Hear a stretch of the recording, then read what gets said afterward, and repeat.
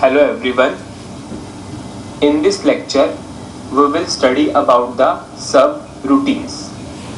Now, what are subroutines? Subroutines are small parts of the program. For example, rather than writing the logic, suppose we have a big program and that contains suppose 2000 to 3000 lines of logic. So rather than writing the logic in the continuation manner, we will create some small performs and we will write the logic in the performs. So subroutines are small parts of the program. Small subroutines are also called as performs. So what we will do, in the previous sessions we have created one function module. Now we will divide that function module into small subroutines. So SC37 is the transaction code for the function module. So we'll move on to transaction code SC37. This is the function module which we have created. Now we will divide this function module into subroutines, into small parts. So what we will do, we will in this program or in this function module, we will create three subroutines. First, for fetching data from BKPF table, second for fetching data from BSEC table, and third for final output.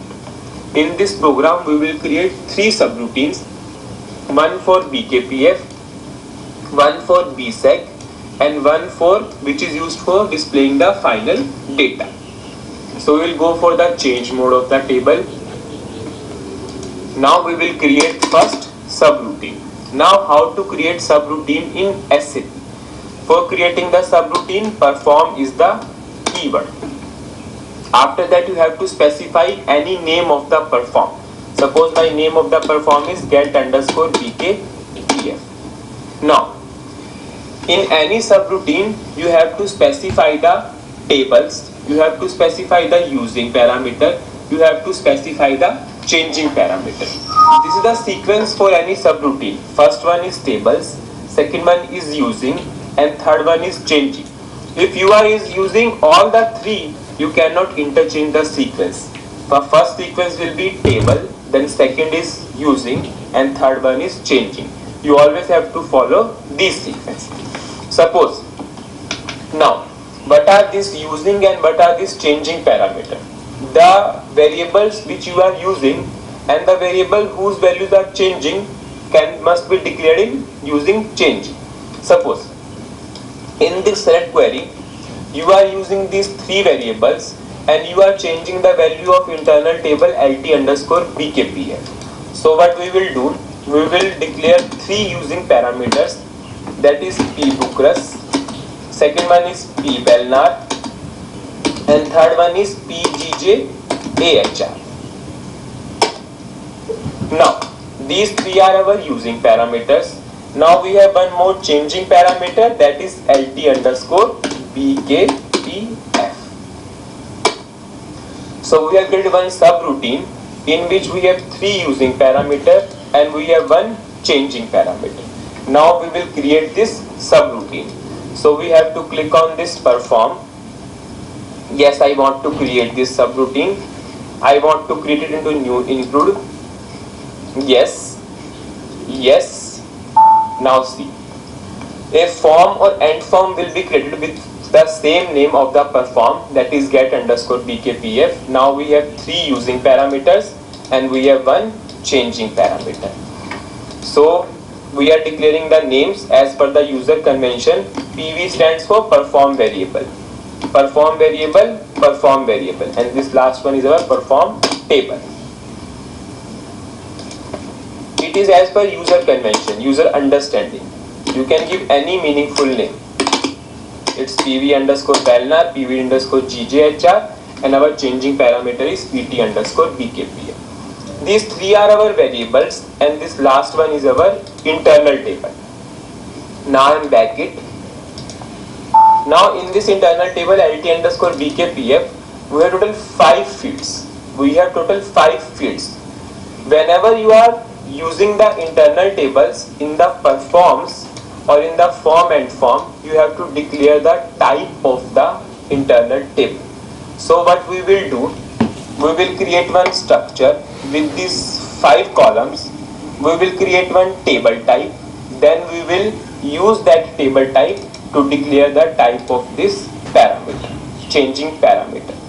Because our changing parameter is of internal type, so we will declare one structure with these 5 columns, and we will create one table type which will include that structure, and we will declare that table type here. So for creating the structure, SC11 is the transaction code. We will go for third button, that is data type. Suppose my name of the structure is ZSBAP_BKPF. As this is a customer specific object, so his first name starts with Z. Now I am creating this. I am going for structure creation. Structure for BKPF. Now we have to specify the 5 columns. We will copy paste it. We have 5 columns. First one is BUKRS. Sorry. We will again create it. Structure. Okay. Structure for BKPF. Our first column name is BUKRS, which is of type BUKRS. Company code. The data element is BUKRS. Then we have Belnar, which is of type Belnar_B. Then we have GJAHR, which is of type GJAHR. Then we have BLART. Then it is of type BLART. Then we have BLDAT, that is document date. And the data element for document date is again BLDAT. Now I am checking for the syntax. I am saving the structure. I am saving the structure as a local object. Now I am checking for the syntax of the structure. It is syntactically correct. Now I am activating the structure. Now the structure is activated. Object is activated. Now we will create one table type. Suppose my name of the table type is ZBBAP_BKPF. Create table type. Table type for BKPF. Now we will provide the name of the structure here, which we have created earlier. Now I am saving this. I am saving this as a local object, checking for the syntax, and now I am activating the table type. Now my table type is activated. Now my first table type has been activated, and I am passing the name of the table type here. Because in the form and end form, whenever we have the internal tables, you have to declare the type of the internal tables. ZBBAP_BKP.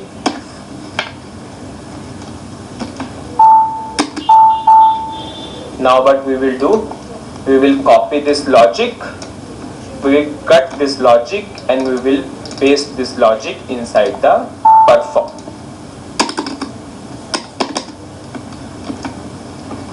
Now we have variable names are PV_BUKRS. Our second variable is PV_Belnar. Our third variable is PV_. Now we have the internal table name is PT_BKPF.